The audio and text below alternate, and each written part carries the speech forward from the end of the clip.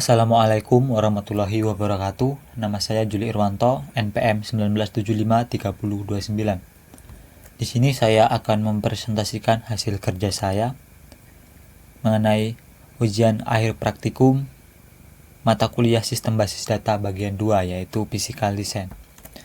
Dan judul yang akan dibahas adalah pemeriksaan rapid test orang dalam pantauan pandemi COVID-19 di rumah sakit rujukan daerah. Judul ini merupakan lanjutan dari UAP bagian yang pertama, yaitu Conceptual Design, dan selanjutnya adalah yang akan dibahas merupakan Physical Design. Di sini merupakan Conceptual Design yang saya buat di software Oracle Data Modeler.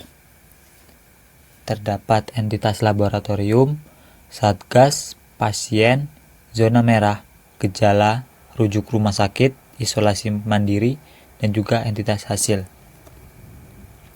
Conceptual design ini akan dirubah, yang nantinya akan dirubah ke physical design. Yang pertama adalah membuat tabel atau mentransformasikan ke tabel. Di sini adalah tabel short name. Entitas pasien ini masih berbentuk konseptual. Selanjutnya akan dirubah ke bentuk tabel seperti ini. Di sini terdapat 4 bagian, yaitu key type, optionality, column name, dan juga judulnya. Sama saja, dan di sini key type-nya pagar adalah primary key dalam konseptual. Kita akan dirubah di sini key type-nya adalah PK yang berarti primary key. Optionality-nya adalah bisa berupa mandatory atau berbentuk bintang, dan optional yang berbentuk bulat. Di sini optionality-nya, dan kebetulan di sini adalah mandatory semua dan bertanda bintang semua. Column name adalah atribut yang terdapat dalam entitas pasien.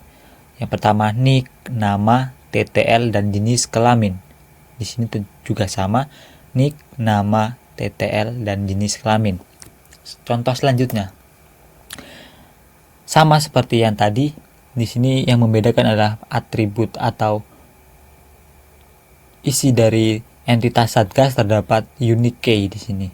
Sama saja, ID petugas, nama petugas, nomor sampel, dan juga jenis periksa merupakan atribut dari entitas satgas. Kita dimulai dari key type. ID petugas merupakan UID atau primary key. Primary key. Optionality-nya adalah mandatory di sini juga mandatory. Nama kolom atau atributnya di sini adalah ID petugas, sama ID petugas. Selanjutnya adalah sama, optionality-nya adalah optional. Atribut di sini nama petugas, dan di sini kolom namanya nama petugas, dan di sini adalah U atau unique identifier. Adalah unik. Di sini nomor sampel unik, bernilai unik. Mengapa saya memilih unik? Karena tidak boleh adanya 2 primary key di dalam satu entitas atau satu tabel. Jadi saya memilih unique key. Ini bisa diaplikasikan untuk semua entitas yang terdapat dalam conceptual design, dan saya hanya memberikan 2 contoh saja. Selanjutnya adalah relationship mapping, yaitu kita bisa lihat di sini 2 entitas yang saling berelasi. Di sini adalah relasinya adalah many to one. Kita lihat pasien, entitas pasien, dan juga entitas satgas. Yang bisa dibaca, banyak pasien bisa atau ditangani oleh satu satgas, sedangkan satu satgas bisa menangani banyak pasien. Kita lihat di sini adalah tabelnya. Tabel satgas untuk konseptual satgas di sini kita lihat. Sama, terdapat foreign key. Di sini foreign key-nya adalah nick atau kunci tamu, dan di mana nick kita ketahui adalah sebagai primary key di entitas pasien atau di tabel pasien. Begitupun foreign key di tabel pasien adalah ID petugas yang mana ID petugas merupakan primary key di entitas atau tabel Satgas. Kita lihat di sini. Dan ini adalah contohnya. Selanjutnya adalah arch mapping.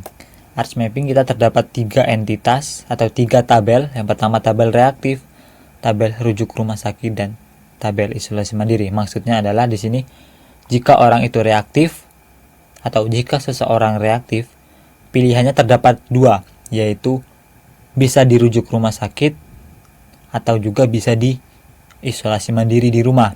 Tapi adanya arch ini adalah harus memilih salah satu dan tidak boleh keduanya dalam satu waktu. Kita lihat di sini dalam tabel reaktif terdapat foraging K1 dan foraging K2.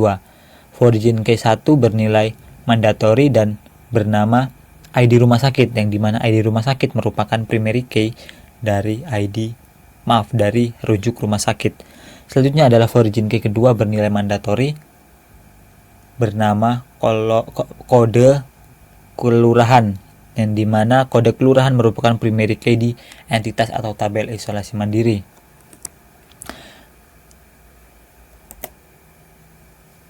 Dan tadi adalah mengaplikasikan sebelum kita transformasi ke dalam physical design. Di physical design kita akan lebih rinci lagi, yang dimana bisa menampilkan, kita lihat bisa menampilkan di sini tabelnya berbeda dengan konseptual yang tadi. Di sini terdapat jenis atau tipe data yang digunakan. Saya ambil contoh di entitas pasien dengan atribut NIK, nama, TTL, jenis kelamin, dan di sini P adalah mengindikasikan bahwa NIK adalah UID atau primary key.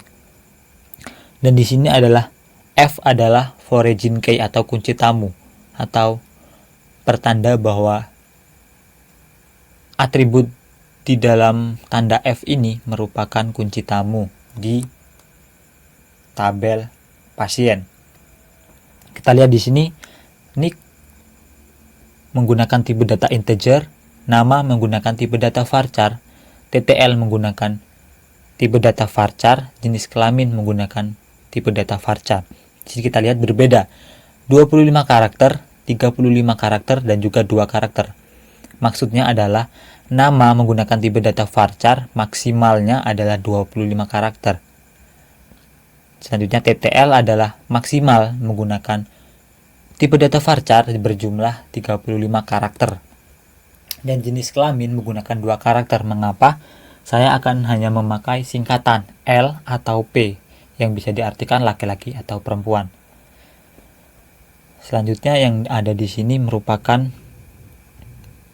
tanda kunci berwarna kuning dan juga tanda kunci berwarna silver. Yang berwarna silver merupakan primary key di dalam satu tabel ini. Contoh di sini primary key di dalam tabel pasien adalah NIK. Kita lihat di sini benar. Primary key-nya adalah NIK. Sama seperti yang pasien di sini, kunci utama atau primary key-nya adalah ID petugas di dalam tabel Satgas. Ini adalah selanjutnya. Di sini terdapat kunci tamu yang lainnya yang bisa menghubungkan satu entitas dengan entitas lainnya. Sama seperti di sini juga arch sama. Dan kesimpulan yang dapat saya sampaikan adalah sebelum kita mentransformasikan ke dalam physical design, konseptual design kita harus mengetahui bagaimana merubah dari konseptual ke dalam sebuah tabel.